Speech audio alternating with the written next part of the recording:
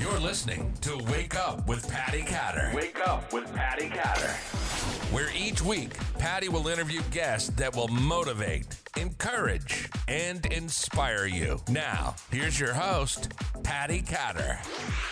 Hello, everybody. You're listening to Wake Up with Patti Catter, and I'm, of course, your host, Patti Catter. Today, I have on the show with me AJ Roberts, and AJ is from the UK, right, AJ? Yes. Hello, everybody. So I would love it if you could tell us just a little bit about yourself, where you grew up, a little bit about your childhood, and exactly where you're from, because I'm very vague when I say the UK. It's a big place. Yeah. So I'm from currently I live about an hour and 15 minutes west of London, and for those of you who know a few landmarks in the UK, I live really close to Stonehenge. The rock formation that people get for some reason so excited about. I was born in a place called Bournemouth, which is literally right on the south coast. So if you drew a straight line straight through England, I'm pretty much bang in the middle on the south coast. Often voted best beach in the UK, which is a proud thing for me. But yeah, I was born in Bournemouth. My mum and dad, unfortunately, split when I was about 9 years old, and at that point I was the oldest of three brothers, and my mum married a soldier in the British Army that she met through a friend, so for a mutual friend, and they started dating, and next one thing led to another. They got married, had a child together.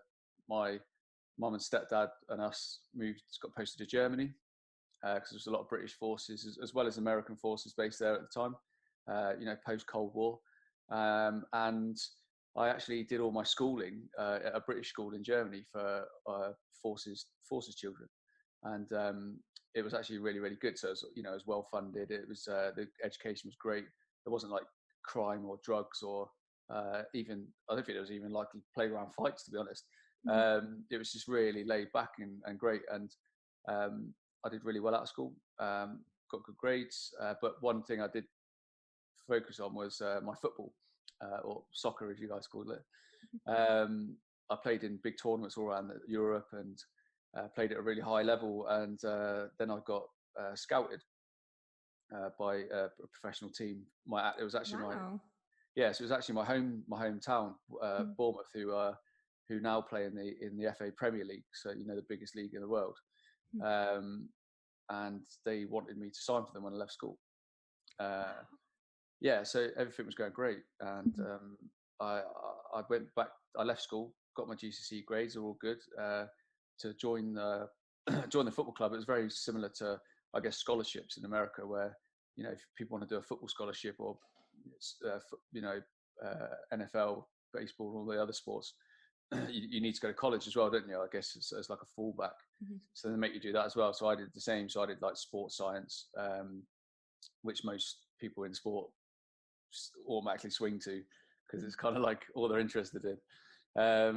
But I unfortunately injured my left knee, like the nerves in my left knee, just by a clash of knees playing football with some family members. That set me out, and the club didn't think I'd get better again. So they released me. So I literally, blink of an eye like that, was told, you're not going to play football. See you later. And I've spoken to so many athletes in different disciplines over the years who've had similar situations and how it affected them. And it's quite a common trend. You don't know what to do with yourself. And that's exactly what happened to me. So I kind of went down the rocky road of unfortunately, drinking too much and getting involved with the wrong people, the wrong crowds, like have stupid parties, and then there was, recreational drugs and all this kind of stuff, and my life kind of just went from a big high into a bit of a crash. But like so many people, usually it's a cry for help, isn't it? It's just, you just don't realize that you're crying for help. You think that's like the way to deal with it because society says so. So that's basically like my basic story, I guess, from where I grew up. So you somehow, though, ended up joining your military.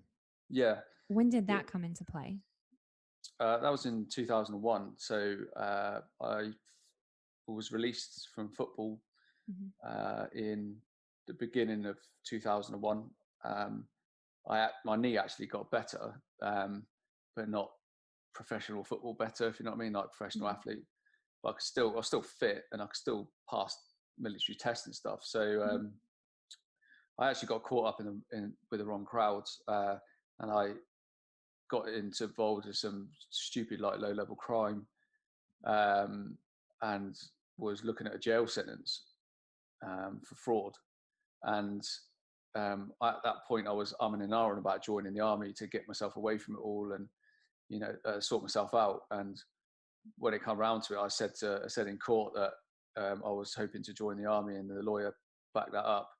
And the judge basically said, that you're not going to jail, you have to join the army. Mm-hmm. Whereas the other guys got sent down. But I was going to join the army anyway. Right. So it was kind of like my saving grace, really. Mm-hmm. And it was one of the best things I ever did. And it's, sorted me out, my head out, my life out, changed my whole lifestyle, my demeanor, the way I looked at things, Mm-hmm.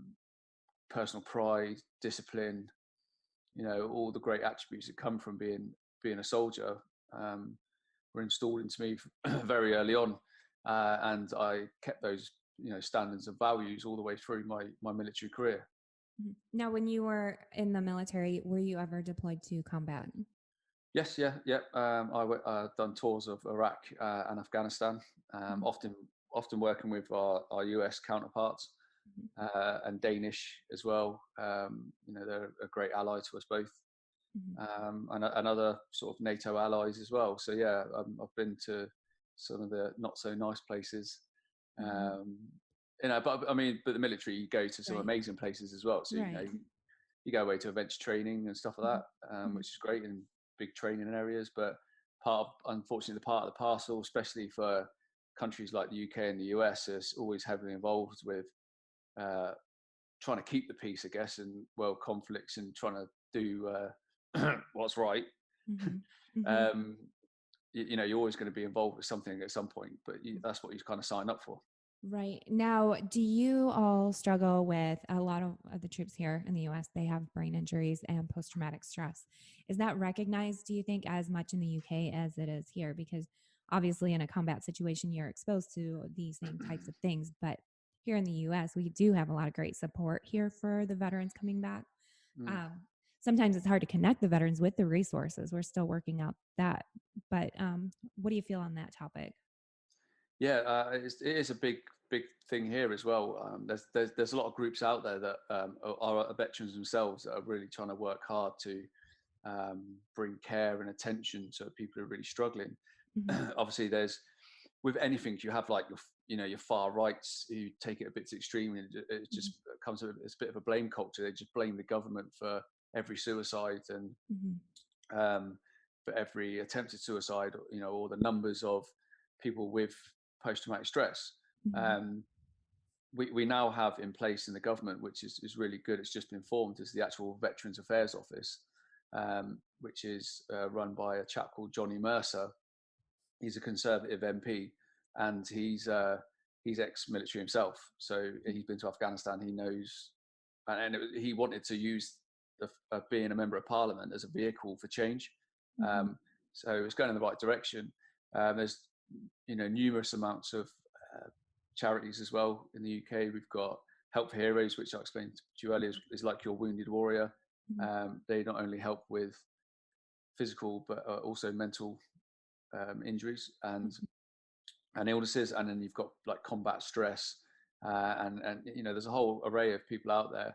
It's just the process, I guess, and the system, and the best way to get somebody from that zone when they're suicidal, like just stepping back and then getting that bit of help or talking to somebody. It's just finding the best way to reduce that impact zone, as I call it, because it's someone isn't that suicidal all the time either. They just very much depression, anxiety, and all the negative stuff leading up to it. And it's when they're in that zone when they are going to do something bad.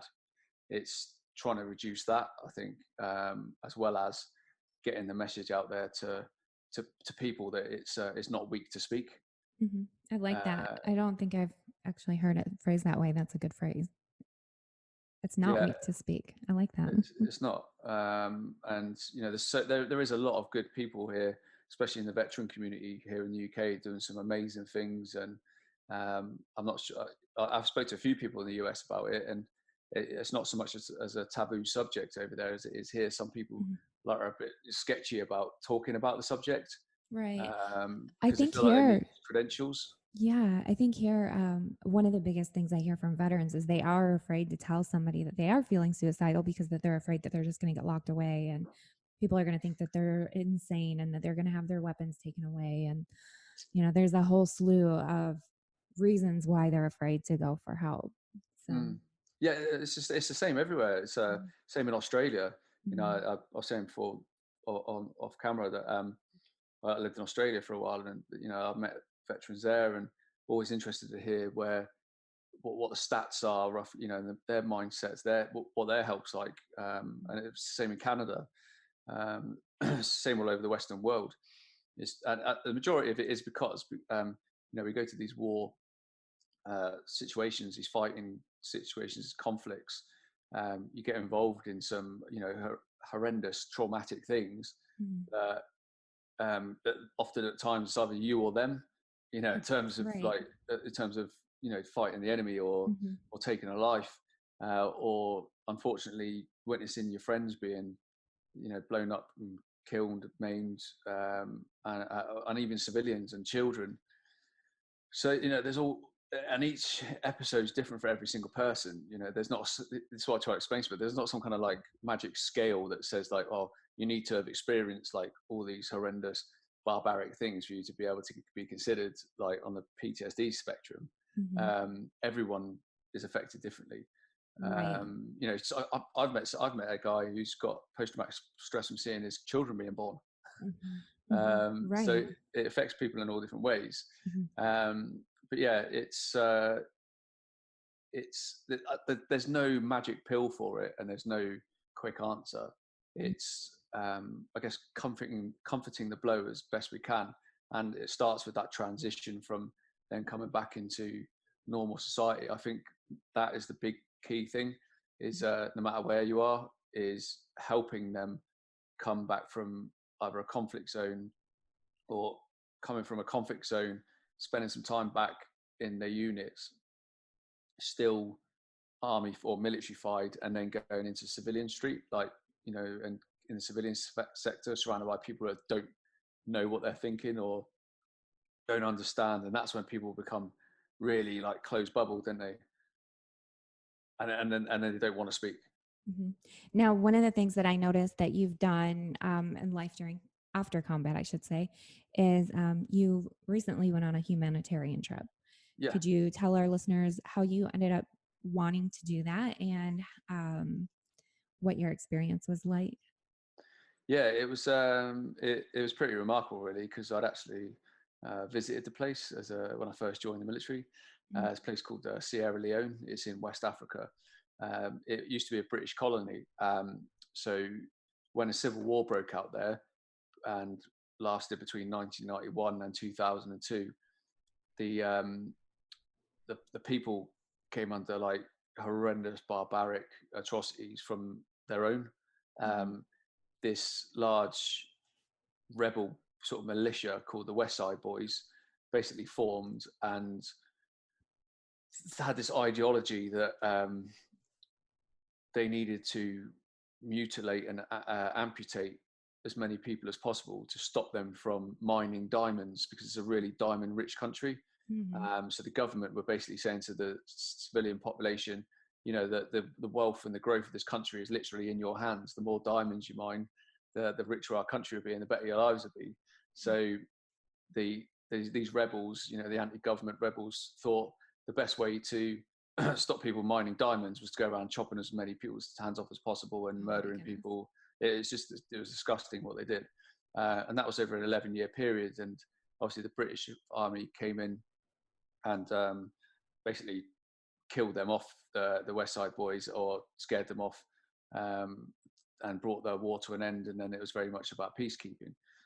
So I was very keen to see the country, in all its blossom in peacetime. Now, I think that's important. yeah, I know my husband, he had deployed to Iraq and saw a lot of bad things there.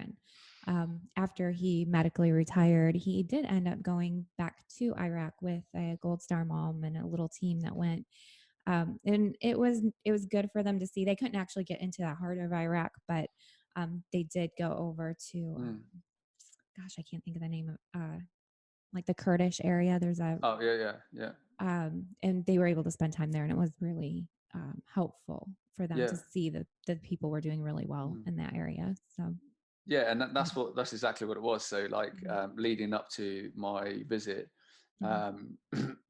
anyone I spoke to really, either hadn't really heard of the place, or what they did think of it, they just instantly, name association thought like war, conflict driven country, like it's in turmoil, like kids running around with AK-47s everywhere, where it's completely the opposite.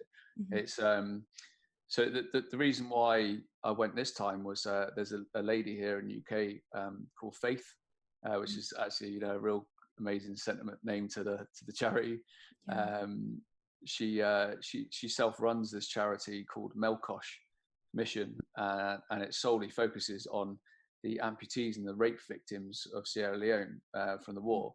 So all the people who were involved with the West Side Boys and the RUF, which was the bad guys, they eventually were all amalgamated back into society and rehabilitated. Whereas like the amputees and all the rape victims were forgotten about, which was really sad. And it was actually my friend Nicole, who's from America. It's after seeing all her social media posts with her visits with the charity last year that got me intrigued, and I asked a few questions, and then Faith seen what I do and invited me along. And once she told me all about what we wanted to do and achieve out there, I was literally like, what time's the plane? Where do I need to be? And that's basically what it was. So I spent a good 2 months fundraising, like November, December, which is difficult because of the time of year, very difficult. And the money we raised went completely towards medications, vaccines, mobility aids, malaria kits, and stuff like that, so that we could take there in boxes, because we had to procure it in UK, because you never know what you're buying over in Africa. You don't know how legit it is. So we wanted to get them the good stuff. So like we procured it all in the UK, and then we took over 4 really large boxes full of literally rammed with all these supplies. I went there for a week, and we went straight into the heart of the amputee camps, which people live in, and they were set up post the war. They're the really, really, really basic little hut type things that were made for them, which have obviously deteriorated over time. And these people don't have money to sort of like decorate the property, so they just, everything's day to day. So we got to the amputee camps, and we basically set up in a little clinic there, like a little round robin of like stands where people would get, the amputees would come in from different areas, and then they would have their blood pressures taken, blood sugars. They would have, obviously like a full checkup. And some people, if they thought they might be pregnant, would have pregnancy tests. There was malaria tests and all this kind of stuff as well. There was screenings for STIs or STDs. There's a whole array of stuff, and then depending on what the person's condition was, if they had anything or had any troubles, would get issued this free medication on the last little stand, and had a little talk with the doctors and nurses. So the doctors were actually Faith's mum and her auntie. So the whole team she's worked hard to build over the last 12 years it's been running. But what I did was I dropped my guard like straight away. I went in there immediately and was like, "Hey everyone," like a big kid, and was just, like, I am your friend. While I'm here, what I want to achieve is I want to assess what your conditions are like, how much work needs doing on the school, because I've got a big construction background, so I've got a lot of resources and contacts. But more importantly, I wanted to empower everybody there to lift them up and make them feel so much better about themselves that they can be something, because they've all got this amazing determination to go on to try and do something, but they've still got that element of being beaten and suppressed. So it's really important, like on each of the days of each of the groups, to really uplift everybody, and just so they knew that they can be somebody, and that there is like light at the end of the tunnel. They've just got to have that extra bit of oomph and self-discipline to get off their seat. And although they are very religious, and they're very much into their faith and stuff like that, I was very strong to point out that, like, although it's a beautiful thing, having faith, and especially when you've been through so much atrocities and stuff like that, but like there has to be an element where, like, you have to do things for yourself as well. You can't rely day to day to day to rely on your faith to bring you food to the table, and that, like, the country, like, won't ever. Right. It's not Country, just going to magically appear. Right. yeah, they can't, and it's more not supposed to younger people. The younger generation are really similar to the younger generation in our societies. There is a lot of really fantastic, clever people out there that just want to aspire to be something, and know they've only got this one shot at life. They see a lot of their elders who are lucky to be alive because of the war. So it was really important to get this message across to these people. And there was a particular day where it was just the rape victims, and I'm actually personally sponsoring this beautiful young girl called Seisha, and she's training to be a doctor of all things. Wow.